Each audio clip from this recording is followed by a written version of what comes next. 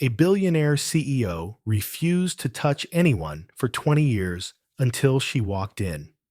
Before we begin the story, leave a comment below and tell us where you're watching from. Enjoy the story.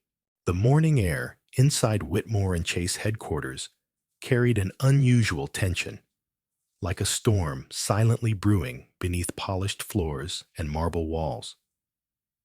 Employees moved briskly through the corridors, pretending to mind their own business, but eyes lingered too long, and whispers traveled fast. He actually hired a new assistant? Someone said near the espresso machine. Yeah, another replied, barely able to conceal her disbelief. A woman. Does she know? No clue. Poor girl. She has no idea what she's walking into. The what in question wasn't a mystery to anyone who had worked at the company longer than a month. It was the rule, the one everyone respected, feared, and never dared to question. Liam Whitmore, founder and CEO of one of the most powerful investment firms in the country, hadn't touched a woman in over 20 years. Not a handshake, not a pat on the back, not even an accidental bump in the hallway. He moved through life like a shadow behind glass, untouchable, unreachable, and utterly alone. Most believed it was trauma. Some assumed heartbreak.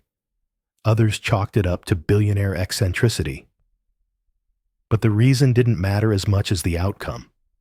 Liam Whitmore had built a fortress around himself, and no one tried to breach it until today. At exactly 8:15 a.m., the elevator doors on the executive floor opened and Natalie Hart stepped out, clipboard in hand, wide eyes full of curiosity and the kind of calm confidence that came not from arrogance but from surviving life's own chaos.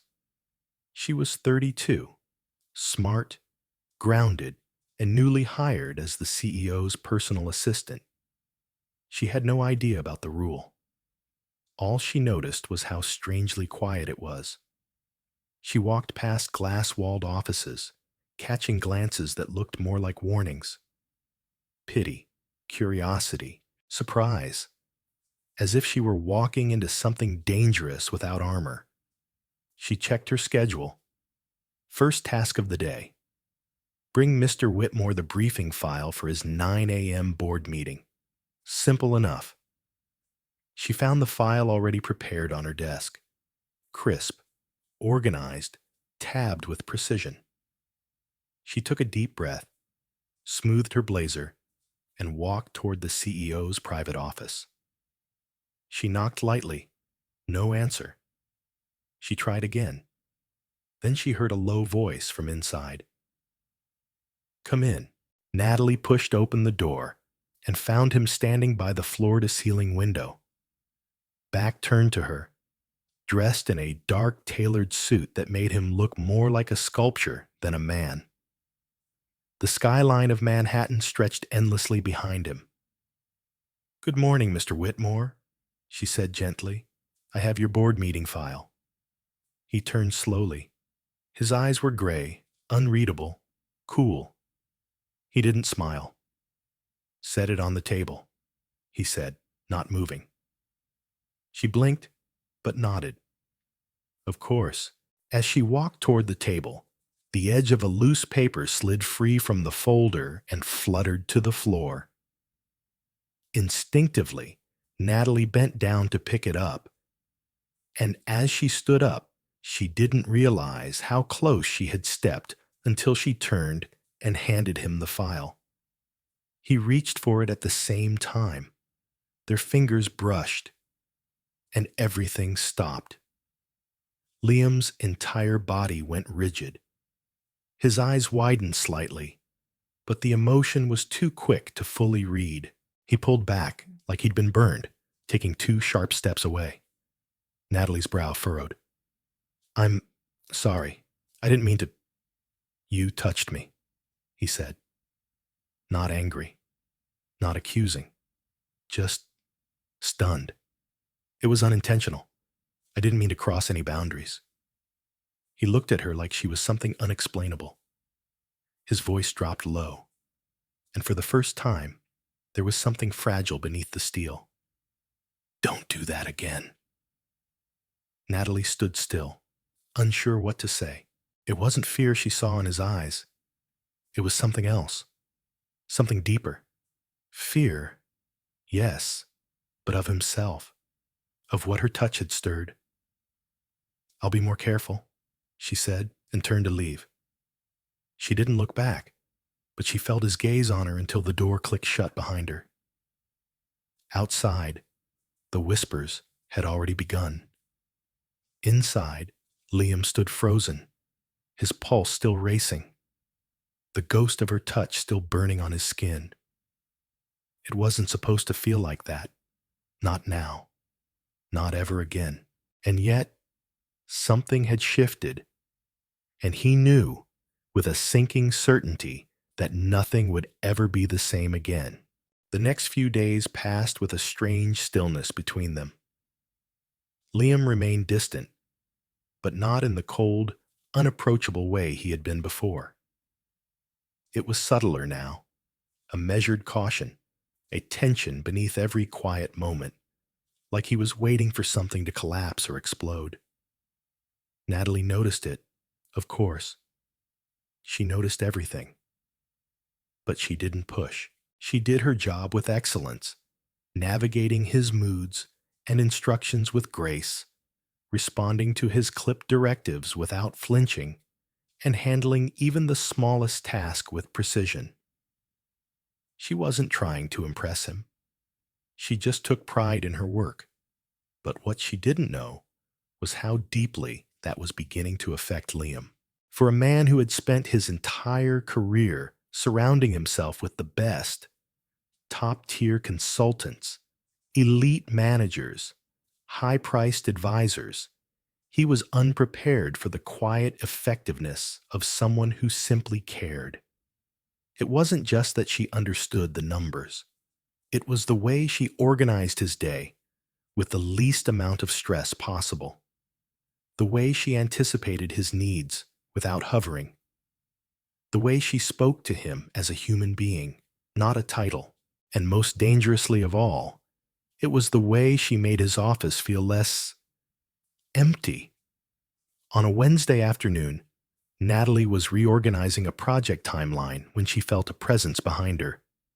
She turned and found Liam standing there, looking slightly more unsettled than usual. "Do you have a moment?" he asked. "Of course." He motioned toward the conference room.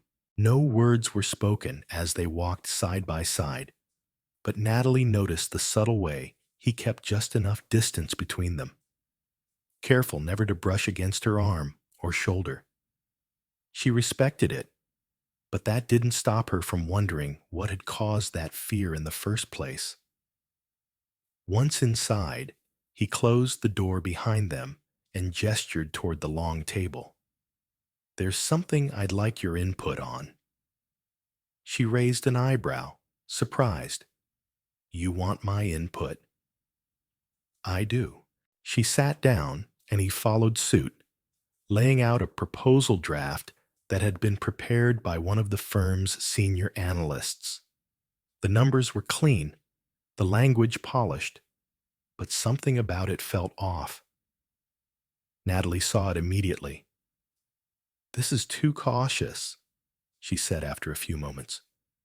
"It reads like someone trying to avoid risk rather than capitalize on opportunity." He studied her. "Go on." She leaned forward, tapping one of the projections. "This firm wasn't built on fear.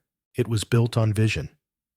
You're known for going against the current, being calculated, yes, but also bold. This plan plays it safe.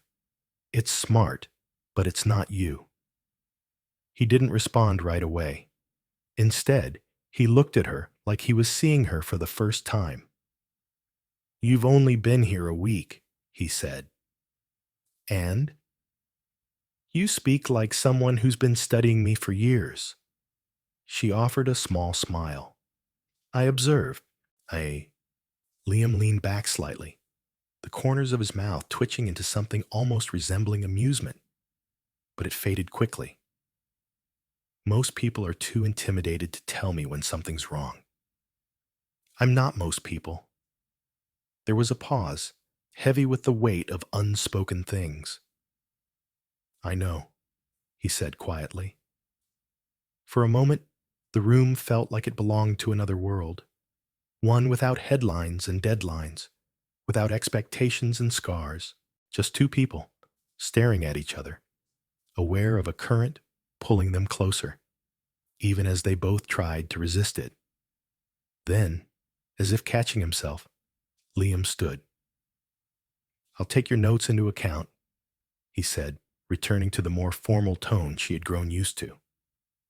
Natalie nodded, standing as well.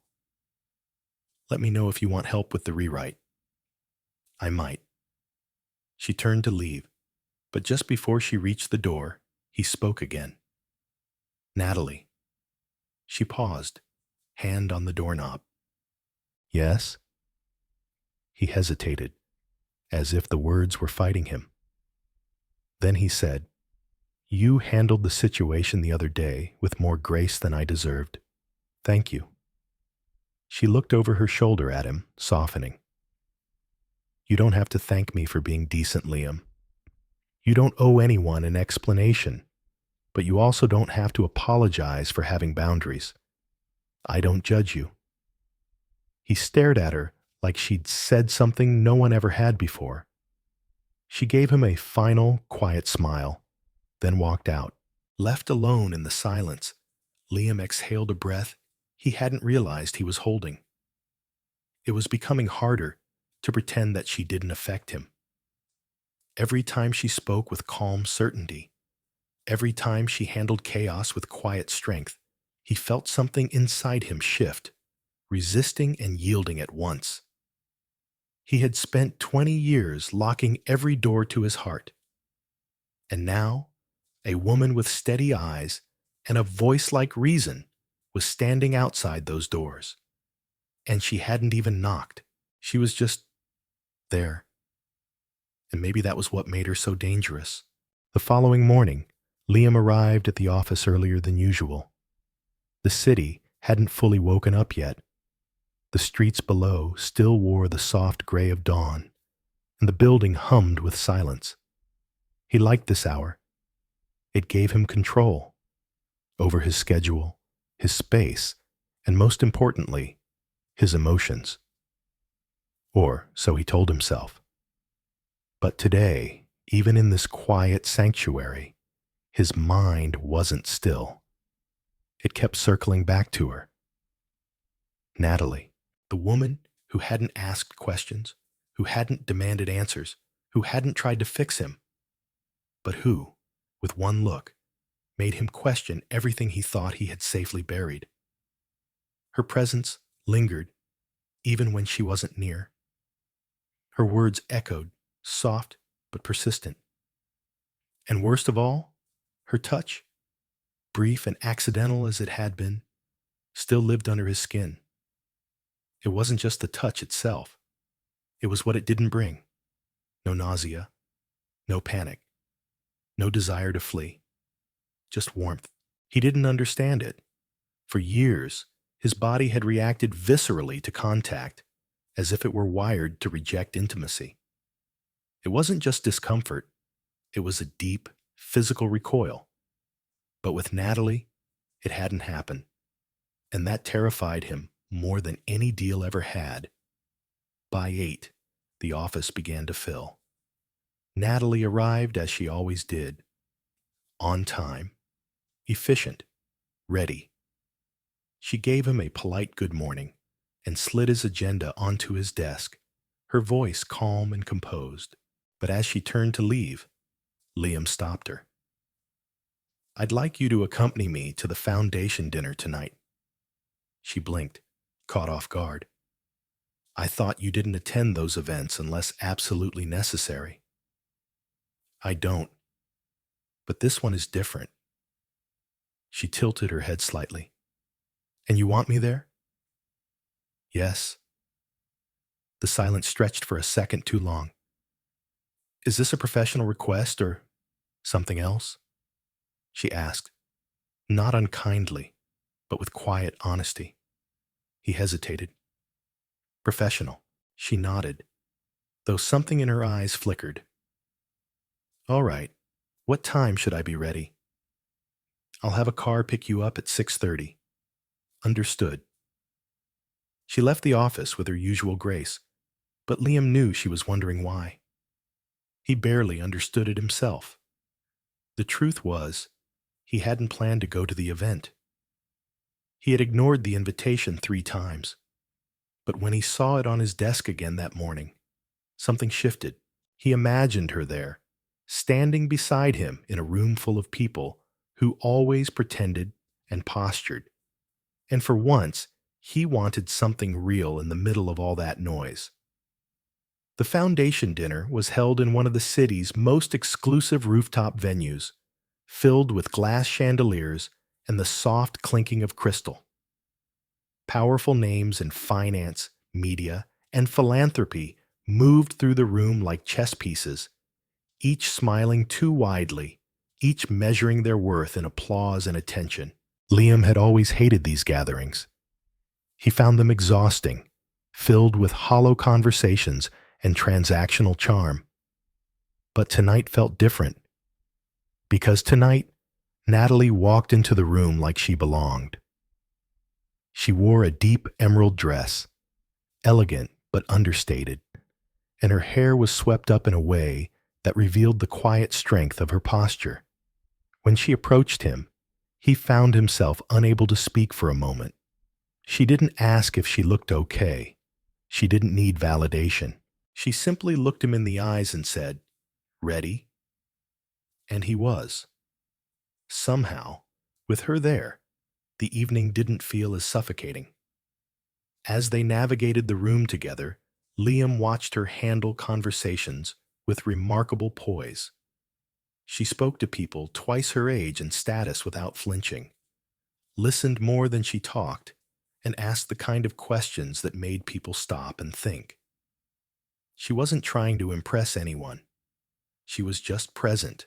At one point, an old associate, Martin Vale, walked over and clapped Liam on the back with too much force. "Whitmore, finally leaving that ivory tower of yours? And who's this stunning creature beside you?" "This is Natalie Hart," Liam replied, careful not to say anything more. Martin gave her a once-over, not subtle. "Assistant, right? Or are we promoting ourselves tonight?" Natalie didn't blink. "I'm exactly who I need to be, Mr. Vale." Liam couldn't hide the flicker of a smile. As the night wore on, something began to settle in him. It wasn't comfort, not yet. But it was the beginning of something quieter, trust maybe, or the possibility of it.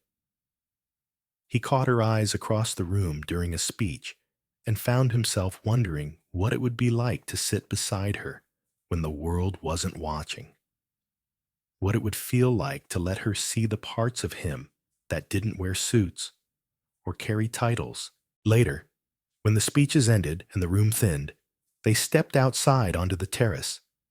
The city glittered below, full of stories neither of them had time to tell. "I don't usually enjoy these things," he said. "I figured," she replied, with a small smile. "But tonight was easier." She turned to look at him. "Why me?" He met her gaze, and for once, didn't look away. "I don't know. That's what scares me."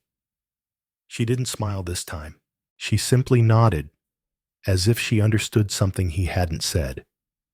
And in that quiet, with the city humming beneath them, and the night holding its breath, Liam realized something he hadn't dared admit until now. He wasn't just drawn to Natalie Hart. He was beginning to need her. The Monday after the foundation dinner, the office returned to its usual rhythm. Emails, calls, meetings stacked back to back. But something between Liam and Natalie had shifted, even if neither of them said it aloud. It was in the way he looked at her a second longer before giving her instructions, and in the way she paused before responding, as if weighing not just her words, but what they might mean to him. Liam buried himself in work, telling himself it was a return to routine, to order. But routine didn't explain why he found himself checking the hallway outside his office every few minutes. It didn't explain the way his thoughts wandered to the way her hand had rested lightly on his arm for a brief second as they'd exited the dinner. That simple, fleeting contact had haunted him ever since, not for what it was, but for what it didn't trigger. No panic, no recoil, just presence. He hadn't told her how much that night had affected him, how foreign it felt to want someone so close and not be afraid. How, for the first time in decades, it had felt possible to be near another person without needing to disappear.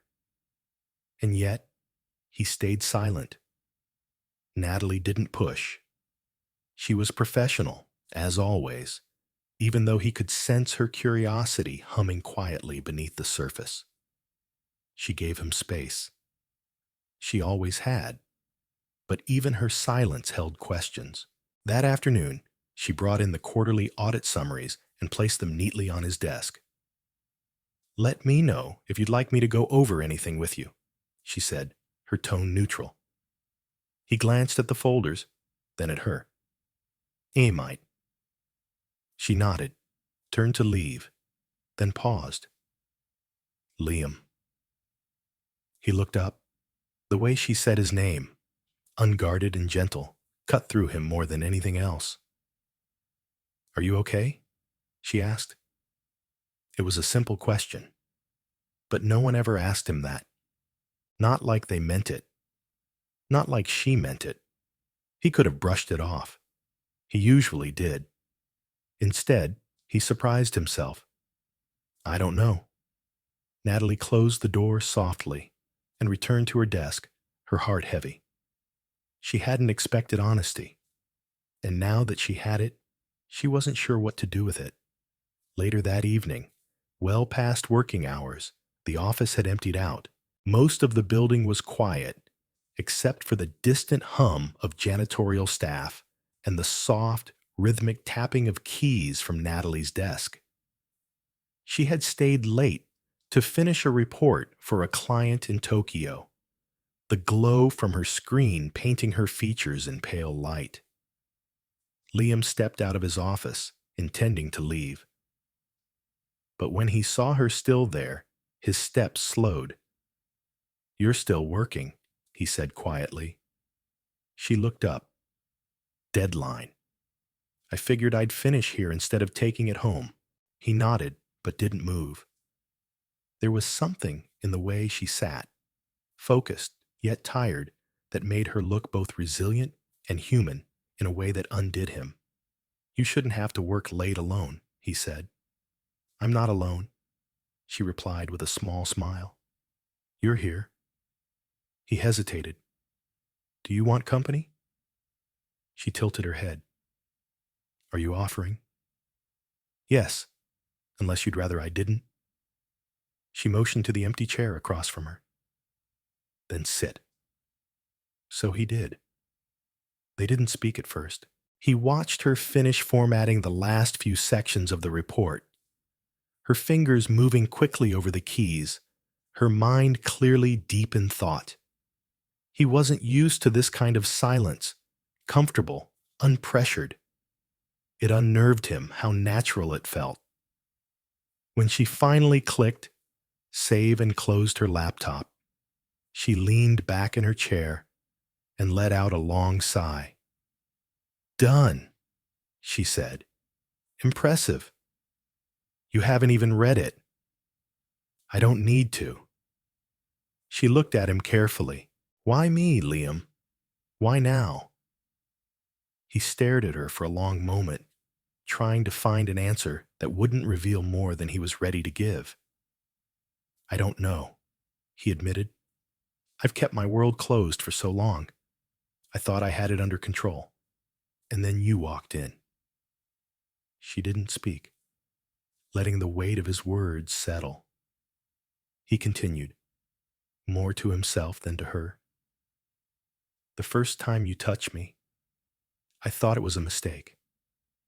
That my reaction, or lack of it, was an anomaly. But then it happened again, and again. And every time, it felt less like something was broken and more like something was healing. Natalie's expression softened, but she stayed quiet. I've spent years avoiding what you gave me in a moment, he said, voice low. And I don't know how to live with that yet. She leaned forward slightly, resting her arms on the table between them. You don't have to figure it out tonight, she said gently. You just have to be willing to try. He looked at her then, really looked, and for the first time in a long time, he didn't feel the impulse to run. He felt the impulse to stay. She stood, gathered her things, and turned toward the elevator. He followed her. They didn't speak on the way down, but as they stepped out into the cool night air, Natalie turned to him. I'm walking, just a few blocks. He nodded, not sure what he was about to say, until the words left him. Can I walk with you? She smiled. Yes. So they did.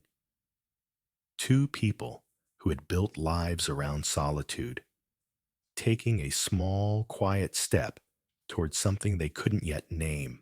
The following week passed in an almost unreal quiet. Natalie and Liam settled into a rhythm that was neither defined nor questioned. There were no declarations, no grand gestures, just a fragile understanding growing between them. She didn't bring up that night. They walked together through the empty streets, and neither did he. But something in the air between them had shifted. It was softer now, looser. Still, Liam kept his distance, not physically. He'd already surprised himself with how close he let her stand, but emotionally. His mind was a vault built from years of betrayal and silence, and he had no blueprint for opening it. But every day, Natalie showed up, calm and composed, meeting him with that same quiet strength, a little more of his armor cracked. It was late Thursday afternoon when Natalie found herself in a different kind of moment with him. She had just finished organizing a new scheduling matrix for the investor review and was about to leave for a late lunch when her phone buzzed. Liam wants you in his office, came the message from his secretary. Now. When Natalie arrived, he was pacing, not furiously, but with the kind of energy that suggested something was off balance inside him. You called? She asked, setting her notepad down, keeping her voice even. He didn't look at her at first. I need your opinion on something. Of course. He stopped, turned, and fixed his eyes on her with a quiet intensity that made her breath catch. Have you ever trusted someone, he said slowly, only to realize they were using you the entire time? The question was too pointed to be about business, though he said it like it was. Natalie leaned against the edge of the table, folding her arms lightly. Yes, she answered after a moment. Once. He studied her. And what did you do? I let myself grieve. Then I got angry. Then, eventually, I let it go. Not for them. For me. Liam exhaled like he'd been holding something too long. He sat down, the movement slow, like he was letting himself settle into something he didn't often allow. My father's business partner, he began, voice quiet, was like family to us. He mentored me when I started, helped me land the first major client, shaped everything I believed about loyalty, until the day I found out he was embezzling. Millions. Natalie's expression didn't change, but she felt something tighten in her chest. He blamed me for discovering it, said I betrayed him. The board forced his resignation, but he didn't go quietly. He dragged my name through the press, accused me of lies, of manipulation, said I ruined a good man out of ambition. I'm guessing the public didn't know the full story. Liam's jaw clenched. They never do. Natalie moved toward the chair across from him, sat without asking. You've been carrying that weight for a long time. I thought it would get easier. That time would dull it, but it didn't. It made me wary, paranoid. I built systems, layers of distance, not just professionally, personally too. Natalie nodded. And that's why you don't touch people. He looked at her sharply. For a moment, he didn't speak. Then, almost imperceptibly, he nodded. There was someone else, he said, his voice a little rougher now. A woman. Years ago. I trusted her. I let her close. And when she left, she took more than I ever gave permission for. Natalie said nothing, giving him the space to say whatever else he needed to. She told me the problem was me, that I didn't know how to love, that I could control companies, but I'd never be enough for a woman. Those words hung in the room like smoke. Natalie inhaled slowly. And you believed her. I had no reason not to. Until now. Liam looked up, startled. Natalie didn't flinch. You've let me in more than you realize. You didn't push me away. Not completely. And I think that terrifies you. He didn't deny it. He couldn't. I never meant to change anything for you, she added softly. But I also don't regret being the one who did.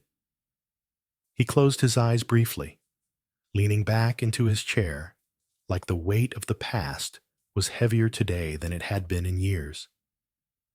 When he opened them again, she was still there, steady, patient. Sometimes I wonder, he said, if people like me are even capable of something real. Natalie leaned forward, her voice quiet but unwavering. You're more capable than you think. You've just spent too long convincing yourself you aren't. A silence settled between them, not tense, but full of meaning. Liam didn't know what to do with everything she had said. He only knew that for the first time, someone had spoken to the broken parts of him without trying to fix them, and that felt more intimate than any touch ever had.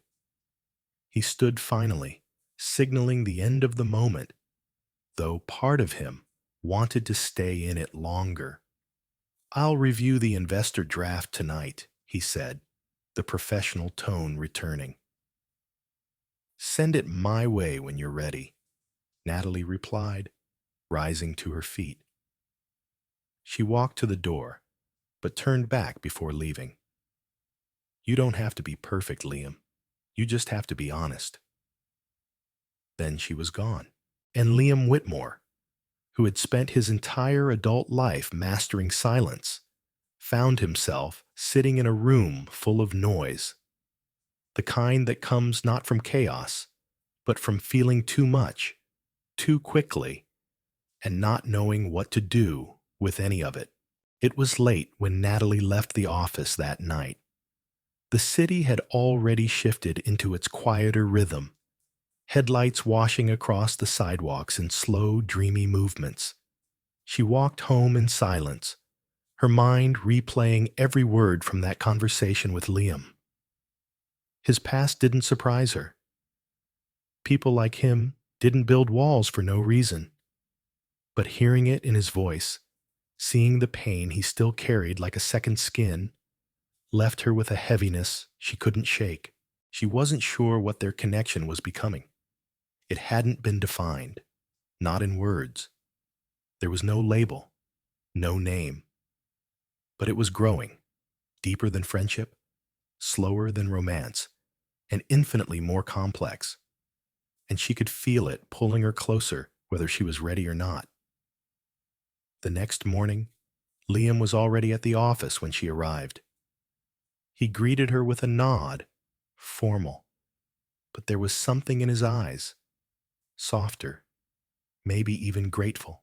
He didn't mention the conversation from the day before, and neither did she, but it lingered between them like a shared secret. By midday, the tone of the office changed. A buzz of anticipation stirred across departments, and Natalie soon learned why. It was the annual company benefit gala, scheduled for Saturday night, and employees were already talking about what they'd wear, who they'd attend with, and more importantly, whether Liam Whitmore would show up. He never did. In fact, his absence had become a running joke in the company. The CEO who funded the event, but never made an appearance. So it surprised everyone. Most of all Natalie, when he emerged from his office just before closing and said, almost casually, "Are you attending the benefit?" She turned from her desk, startled. "I hadn't planned on it." "Would you consider it?" he asked, his expression unreadable. I I suppose. I'll send a car for you." She blinked. "You're going?" "I am." Natalie tried not to show her shock. "All right," she said, recovering quickly. "Then I guess I'll see you there." He nodded once and returned to his office, leaving her heart racing for reasons she didn't fully understand. Saturday night came faster than expected. Natalie stood in front of the mirror, smoothing the fabric of her navy dress. It wasn't extravagant, but it fit her well, with clean lines and an elegance that matched her quiet confidence. She wore her hair down, soft waves framing her face. For a moment, she looked at herself not as an employee or a professional, but simply as a woman who was stepping into something unknown. When she arrived at the venue, the space was already glowing with soft lighting and quiet music. Guests mingled with glasses of champagne, laughter rising and falling like music in the background. She stepped inside, searching the room, and found him almost immediately. Liam stood near the far end of the hall, speaking with a board member, dressed in a perfectly tailored black tuxedo that made him look even more untouchable than usual. But when he saw her, he paused mid-sentence. His eyes lingered. And for the first time since she met him, he looked completely unguarded. Natalie approached, steadying her breath.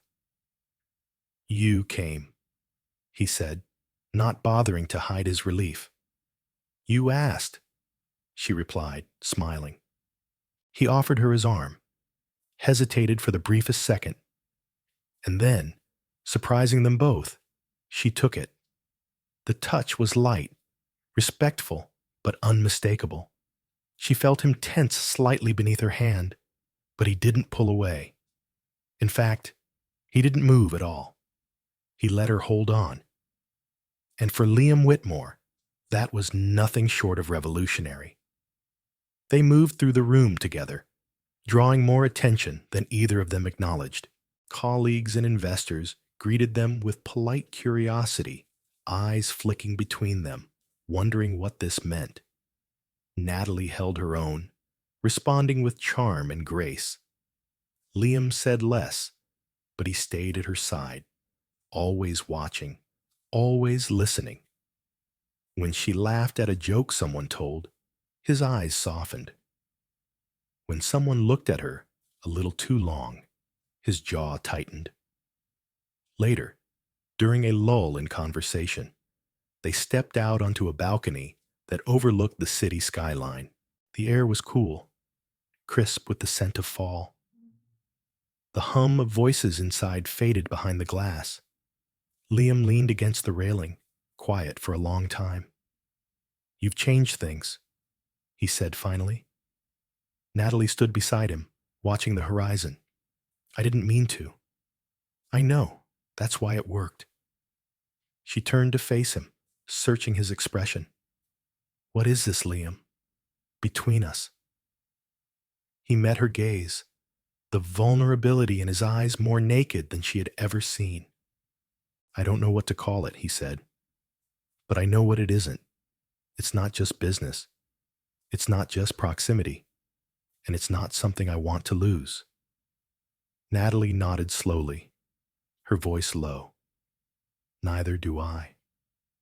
For a moment, they stood in silence, the space between them shrinking in something more than distance.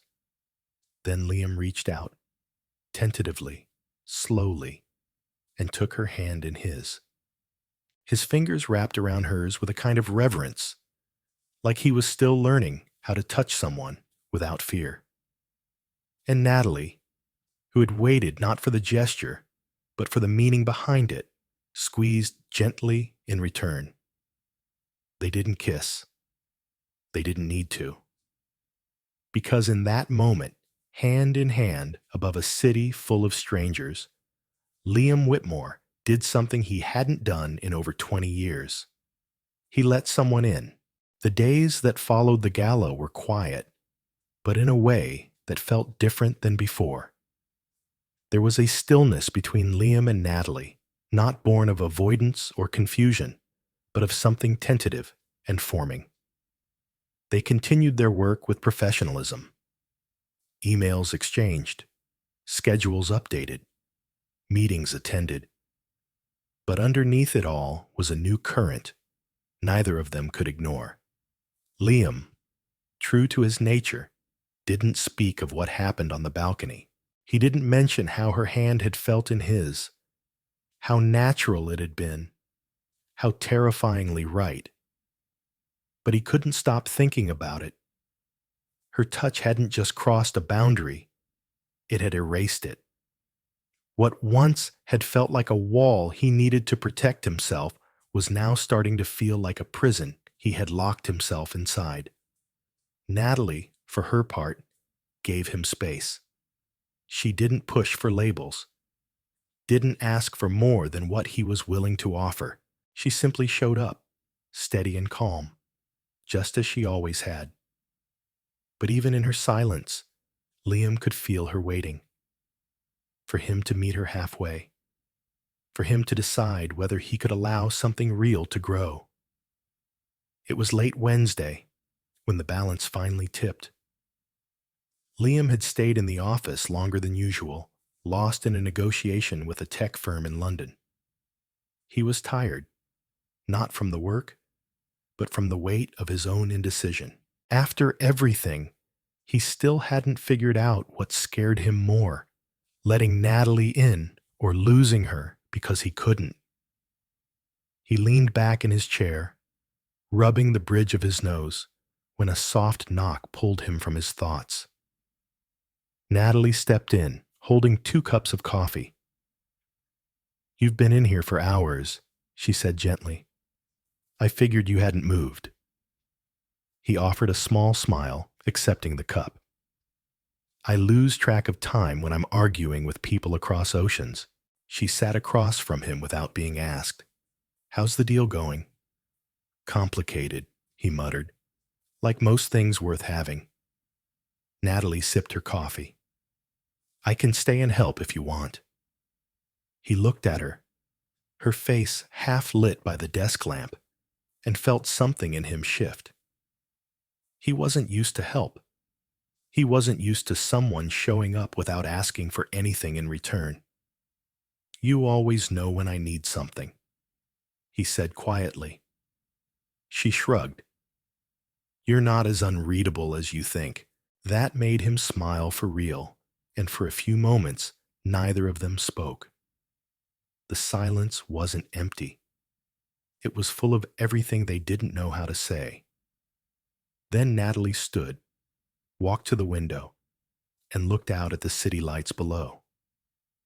"You built all of this," she said, almost to herself. "A legacy, a name, power. But I wonder, does it make you feel safe or does it make you feel alone? Liam didn't answer right away. He followed her to the window, standing beside her, close but not touching. Both, he said eventually. For a long time, I thought they were the same thing. She turned to him. And now? He looked at her, really looked, and something in him gave way. I don't want to be alone anymore. Natalie's breath caught. You don't have to be, she whispered. He reached out then, slower than before, not with hesitation, but with intention. He touched her cheek gently, tracing the line of her jaw with his thumb, as if memorizing the fact that this was real, that she was standing here, that she hadn't run, that she had seen every broken piece of him and stayed anyway. Her hand moved to cover his, eyes never leaving his. I've never asked you for anything, she said softly, but I will now. If you want this, whatever this is, you have to stop hiding behind what hurts you. You have to choose something new. Liam felt the words settle deep into his chest, painful and true. He had spent 2 decades making choices out of fear. Fear of betrayal, fear of vulnerability, fear of repeating a history he'd never really healed from. But Natalie wasn't his past. She was something entirely different. I'm scared, he admitted, the words barely audible. I know, she said. So am I. She leaned forward and pressed her forehead lightly against his. It was such a simple gesture, but it held more intimacy than any kiss. It was a quiet promise. We're both afraid, but we're still here. His hands moved to her waist. Hers found his collar. And just like that, he kissed her. This kiss wasn't impulsive or hesitant. It was full of everything they hadn't said, everything they didn't know how to express in words. It was slow, searching, layered with the weight of all the moments that had led to this one. When they pulled apart, breathless and close, Liam didn't speak. He didn't need to. Natalie smiled, tracing her thumb along the side of his face. Now you know, she whispered. He nodded, still holding her. Yes, and I'm not letting it go. Outside, the city buzzed on as always, oblivious to the quiet transformation happening in the corner office of Whitmore and Chase. A man who had built his life on distance had finally chosen closeness, and a woman who had waited patiently had finally been seen. It wasn't a finish line. It wasn't a perfect ending, but it was a beginning. And for both of them, that was everything. The change between them didn't go unnoticed. People in the office were subtle about it, too professional to gossip openly. But there was a new energy that even the most oblivious among them could sense. Liam Whitmore, once regarded as untouchable and impenetrably distant, had softened. Not in a way that made him any less commanding, but in the way he moved through the halls now, with a presence that wasn't burdened by silence. He seemed more alert, more engaged, and when his eyes occasionally found Natalie's across a meeting room, there was warmth where once there had only been calculation. Natalie, too, carried something different. It wasn't just confidence. She had always had that. It was a deeper kind of certainty. The kind that came from being seen, fully, and not being asked to shrink. She did her work as flawlessly as ever. But now, with the quiet knowledge that what she had with Liam existed not just behind closed doors, but within every small gesture they shared. A passing glance, a shift in his tone when he said her name, the way he paused slightly at her desk before walking away. None of it was obvious, but it was there, undeniable. Yet even as something beautiful was beginning to unfold between them, there were moments of hesitation, especially on Liam's side. He was still learning how to live outside of his fortress. There were mornings when he arrived at the office and barely looked up, not because he was cold, but because he was afraid of needing her too much. There were times he'd catch himself reaching for her hand beneath the table during strategy reviews and stop short, unsure if it was the right time or place. Fear didn't vanish all at once. It receded in waves. And Natalie understood this. She never asked for more than he was ready to give. But patience, no matter how genuine, is not without its limits. It came to a head one evening during a high-profile networking event hosted by a partner firm. Liam had asked her to attend, not as his assistant, but simply to be with him. She had accepted without hesitation. But when they arrived, Liam shifted into the role he knew best. CEO, figurehead, the man behind the name. He was charming, poised, distant, and when people asked who Natalie was, he simply introduced her by name, offering no context, no significance. She didn't need him to announce anything grand. But what she hadn't expected was to feel invisible again, just like before. After hours of polite smiles and empty conversation, she excused herself and stepped out onto the terrace. The air was crisp and quiet, and she let it fill her lungs as she leaned against the railing. She heard the door open behind her, footsteps approaching. She didn't turn. "I didn't expect to feel this way," she said quietly. Liam stopped a few feet away. "I didn't mean to make you feel like you didn't matter." "You didn't make me feel that way," she said, finally looking at him. "You just didn't stop it." He stepped closer, the expression in his eyes open, searching. "I was afraid." "I know. But Liam, I can't keep being something you hold on to only in the quiet. I don't need a title. I don't need a public confession. But I need to know that when you look at me in a room full of people, you see me the same way you do when no one else is around." Liam didn't answer right away. He looked out at the skyline, gathering the words that always came harder for him than they should. Then he turned to her, not with defense, but with honesty. "I've lived most of my life believing that if I let someone see who I really was, they'd use it against me. That showing affection, claiming someone, would open the door to being hurt again. And for a long time, I convinced myself I was fine with that. But I'm not." He stepped closer until there was only a breath between them. "I see you, Natalie, in every room, in every silence. You've become the only constant in my life that doesn't demand anything but the truth. And I've been too afraid to give it."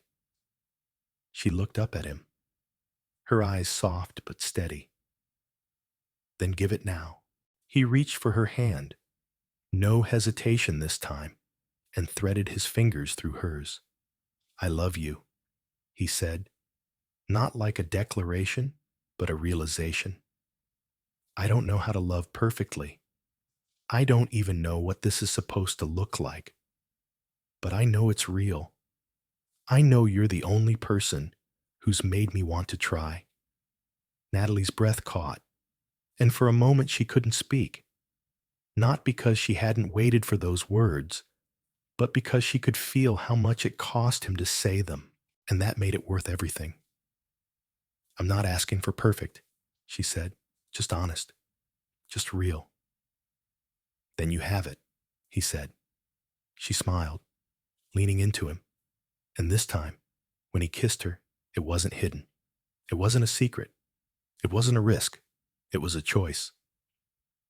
When they returned to the party, hand in hand, no one asked questions. No one needed to.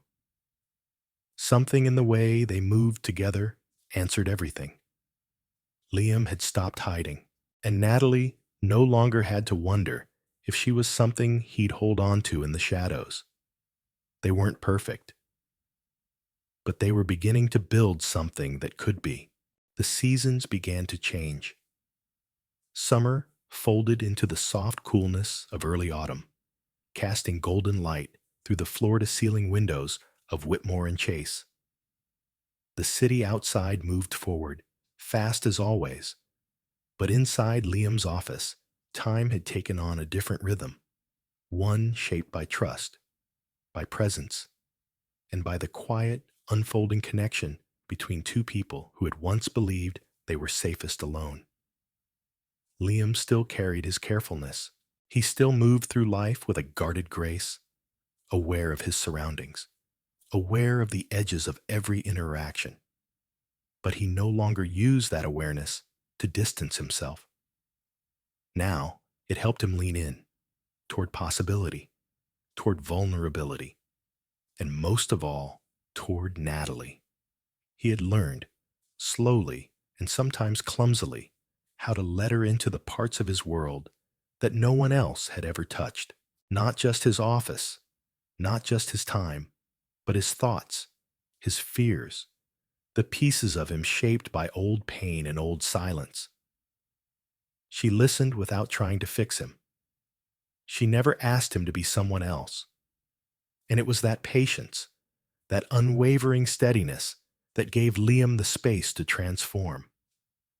Natalie never expected him to become anyone new. She didn't want that. What she loved, what she had come to love in a way that anchored her more deeply than she'd ever known, was how he showed up for her every day, even when it was hard. He didn't always have the words, but he had the actions. And over time, those actions added up to something real. They started spending more time together outside the office. Not lavish dates or dramatic gestures, but quiet things. Dinners where they talked about everything except work. Late walks through the park where they didn't have to say much at all. Sunday mornings spent reading in the same room, his hand brushing hers between pages. The simplicity was what made it sacred. But as their relationship deepened, Liam faced a truth he could no longer avoid. He had spent so many years building an empire, one calculated decision at a time.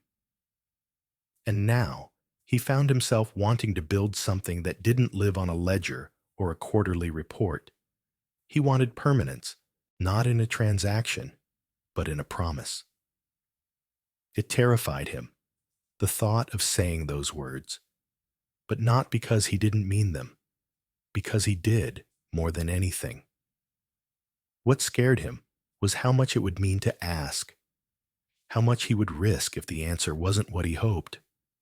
But Natalie had already taught him something vital, that the things worth having were often the things you couldn't control. So he made a plan. Nothing dramatic, no crowd, no flash. Just the two of them. On a Friday night, after a long but fulfilling week, he asked her to join him at his apartment for dinner. She arrived just after 7, greeted by soft music, candlelight, and the smell of something warm in the kitchen. "You cooked?" she asked, her voice touched with laughter and surprise. "I ordered," he admitted, pouring her a glass of wine. "But I arranged it nicely, which I believe should count." She smiled, removing her coat and setting her bag down. "It absolutely counts." Joe. They ate slowly, talking about everything and nothing, the way people do when they no longer feel the need to fill silence. When the plates were cleared and the wine glasses refilled, Liam stood and held out his hand. "Come with me," he said. She followed him to the balcony where the city stretched out in all its chaotic beauty. The night air was crisp but gentle. He turned to her, hands in his pockets, the lines of his face lit only by the soft ambient glow from inside. "I used to believe I wasn't built for this," he said. "That closeness wasn't something I was capable of. That love was something meant for other people." Natalie stepped closer, saying nothing, letting him speak. "You changed that, not with force, not with pressure, just by being exactly who you are. And because of that, I've found something I didn't think I'd ever want again." He reached into his pocket and pulled out a small velvet box. It wasn't flashy. It wasn't meant to impress. It was meant to mean everything. Natalie's breath caught as he opened it. "I don't have a speech prepared," Liam said, his voice lower now, slightly unsteady. "All I know is I want to keep building something with you. Every day. Quietly. Honestly. Without running." He stepped forward and looked into her eyes, not as a man making a grand gesture, but as someone offering his entire heart, piece by piece. "Natalie Hart, will you marry me?" She didn't hesitate. She didn't need to. "Yes," she whispered, emotion welling behind her eyes. "Of course. Yes." He slipped the ring onto her finger, and she leaned into him, her forehead resting against his. There were no fireworks, no applause, just the quiet sound of two people finding home in each other. Later, as they stood together watching the city, Liam held her close, her head on his shoulder, his hand wrapped tightly around hers. And in that stillness, he finally understood something he had spent 20 years trying not to learn. Love wasn't about control. It wasn't about safety. It wasn't about avoiding pain. It was about choosing, again and again, to show up for someone even when it scared you, especially when it scared you. And Liam Whitmore had never felt braver than in this moment with her. The story of Liam Whitmore and Natalie Hart is more than just a workplace romance or a tale of unexpected love. It's a journey of healing, of transformation, and of the quiet, persistent courage it takes to open one's heart after years of self-protection. At its core, it's a deeply human story that reminds us all that no matter how long we've been in the dark, there is always a way back to the light. Liam had everything the world tells us to chase: power, prestige, wealth, control. But none of it could protect him from heartbreak, from betrayal, or from the slow erosion of trust that left him isolated behind the walls he'd built. For 20 years, he lived a life of distance, believing it was safer to feel nothing than to risk feeling too much. It wasn't fear of love he carried. It was fear of loss, of being seen and left behind again. And then Natalie walked in, not to fix him, not to change him, but to be exactly who she was. She didn't demand his trust. She earned it. She didn't shatter his walls. She waited patiently as he chose, brick by brick, to lower them. What she offered him wasn't rescue. It was partnership, respect, acceptance. From their first accidental touch to their final promise under city lights, their journey showed us that healing isn't linear. It's slow. It's uncomfortable. It's full of moments where we second-guess ourselves, where we stumble, retreat, and question if it's even worth trying again. But it also teaches us that the right people don't ask us to be perfect. They ask us to be real, to try, to stay. So what do we learn from their story? We learn that vulnerability isn't weakness, it's strength. Liam spent decades running from anything that made him feel vulnerable, believing that control was the only path to safety. But in choosing to be honest with Natalie, to show her his fears, his past, and his heart, he discovered something stronger than control: connection. We learn that patience is power. Natalie never rushed him. She never pushed him past what he was ready for. And because of that, Liam was able to come to her, not out of pressure, but out of trust. In a world that values speed and instant gratification, their story is a reminder that real love, deep, meaningful love, often takes time. We learn that love is a choice, not a one-time decision, but a daily one. Liam chose to let Natalie in, not because it was easy, but because he realized she was worth the risk. And Natalie chose to stay, even when he stumbled, because she saw the man beneath the fear, the man who was slowly becoming the person he was always meant to be. Their love wasn't flashy. It wasn't built on dramatic gestures or sweeping declarations. It was built in quiet evenings, in shared coffees, in nervous glances and whispered truths. And that's what makes it real. It reminds us that sometimes the most extraordinary love stories begin in the most ordinary places, like an office, with a file folder and an accidental touch. Perhaps the most important lesson of all is this: no one is too broken for love. No matter how many mistakes you've made, how many walls you've built, or how long you've been alone, there is always a chance to begin again. Love doesn't wait for perfection. It simply waits for your willingness to try. Liam Whitmore wasn't saved by love. He was awakened by it. He became a better leader, a more present man, not because Natalie completed him, but because she reminded him of who he truly was beneath all the fear. And Natalie? She discovered that even the most guarded hearts can be reached, not through force, but through kindness, patience, and authenticity. Their story is not just a love story.